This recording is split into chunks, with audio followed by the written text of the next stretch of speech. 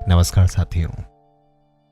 आज मन बहुत परेशान है, अंदर से दुखी है, सोच में है कि आखिर जिंदगी में कभी कभी आप अपने आप को अकेला सा, अजीब सा महसूस क्यों करने लग जाते हैं।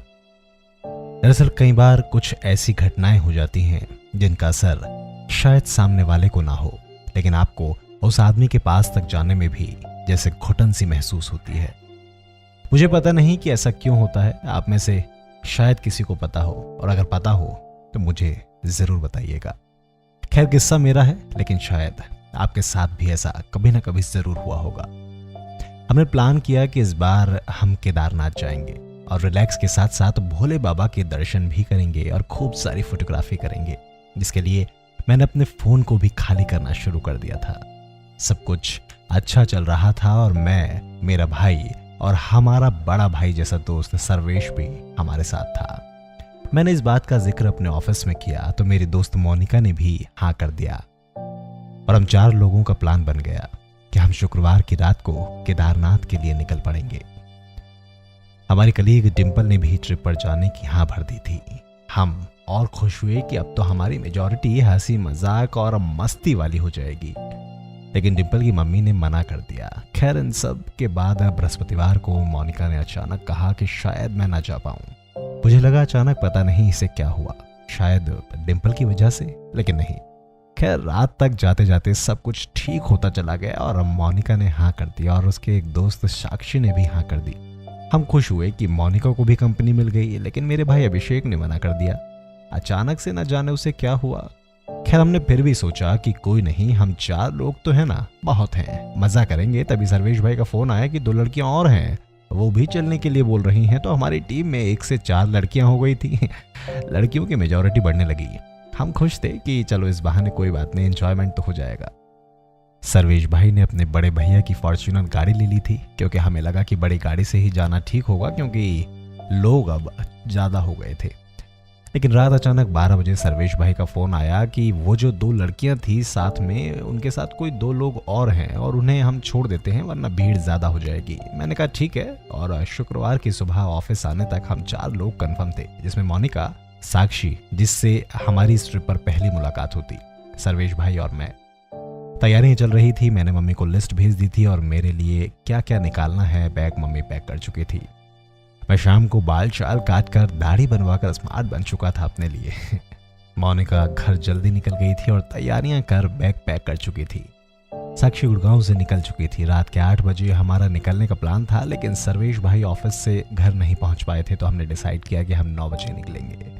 हम सभी बहुत एक्साइटेड थे, अलग जुनून था, जोश से भरपूर थे और बार बार ये लग रहा था कि कैसे भी करके बस यहाँ से निकल जाओ और फिर उन वादियों में खो जाओ जहाँ जन्नत है।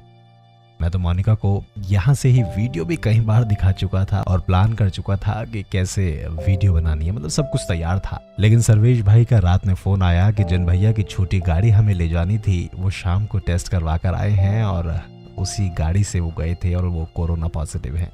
मुझे लगा, मैंने कहा यार अचानक से सब कुछ। खैर मेरी उम्मीद थोड़ी सी डगमगाई, लेकिन मुझे लगा कि हाउ इज इट पॉसिबल यार, सब कुछ तैयार है और गाड़ी ऐसे।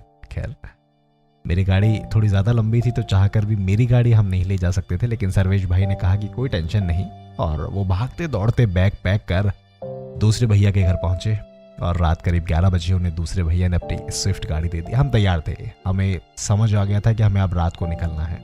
हम तैयार थे। साक्षी मोनिका के घर पहुंच चुकी थी। मोनिका एक्साइटमेंट में 2-3 बार पूछ चुकी थी कि कब चलना है, लेकिन तभी सर्वेश भाई का फोन आया कि केदारनाथ मंदिर से पंडित जी का फोन आया है कि भीड़ ज्यादा होने की वजह से नए लोगों को सोनप्रयाग पर ही रोका जा रहा है। रात के करीब 12 बजे मेरे हाथ पांव जैसे फूलने लगे कि 2 लड़कियां जो कि इतनी एक्साइटेड हैं और मैं जो जिंदगी में पहली बार ऐसी जगह जा रहा था और ना जाने कितने सपने संजो रखे थे, वो सारे के सारे अधूरे तो नहीं रह जाएंगे। लेकिन सर्वेश भाई ने हौसला दिया, बोले पंडित जी सुबह का बोल रहे हैं, शायद रास्ता खोला जाए तो हम चल पड़ेंगे, सुबह निकल जाएंगे। लेकिन सुबह भी खबर अच्छी नहीं आई। कुछ हुआ ऐसा जो शायद बता भी नहीं सकता। बड़े परेशान मन से मैंने मोनिका को मैसेज किया कि हम नहीं जा पाएंगे, और सबसे ज्यादा फील मुझे हुआ कि साक्षी यानी मोनिका की दोस्त गुड़गांव से केवल इसलिए ही आई थी और पहली ट्रिप का एक्सपीरियंस उसके साथ इतना खराब। खैर ऑफिस आया, मोनिका भी पहुंची। सब हैरान थे कि आखिर केदारनाथ जाने वाले ये लोग यहाँ कैसे आ गए। सबको बताया कि क्या हुआ कैसे हुआ, लेकिन पता नहीं क्यों कुछ अजीब सा मन विचलित सा। मतलब घर से भी मैं बिना खाए निकल गया, बैग नहीं लेकर आया, मम्मी बोलती रही रोटी ले जा, लेकिन नहीं। मोनिका खुश दिख रही थी, लेकिन अंदर से जैसे सवाल उसके जहन में कौंध रहे थे और वो कुछ कह नहीं पा रही थी। मतलब समझदार लोग कैसे चीजों को भुला देते हैं, उसका सटीक एग्जाम्पल। लेकिन सच्चाई तो ये है कि सामने रहने के बाद भी मैं सारी बातें करते हुए, खुश दिखाते हुए मोनिका को हंसते खेलते देख, लेकिन शक्ल पर बहुत सारे सवालों के साथ कुछ अजीब सा लग रहा था। 1-2 दिन में सब नॉर्मल हो जाएगा।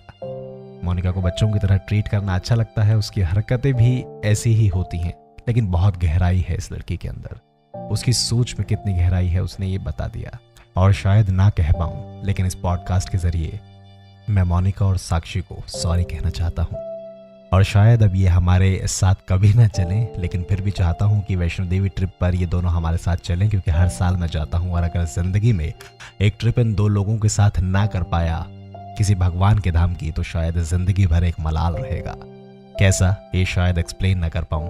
खैर, जल्दी मिलूंगा आपसे अपनी दोस्ती के कई अजीबो-गरीब किस्सों के साथ। मुझे क्विक फिक्स विद अंशुल के नाम से आप सोशल मीडिया प्लेटफॉर्म्स पर फॉलो कर सकते हैं। कहानी कैसी लगी बताइएगा जरूर।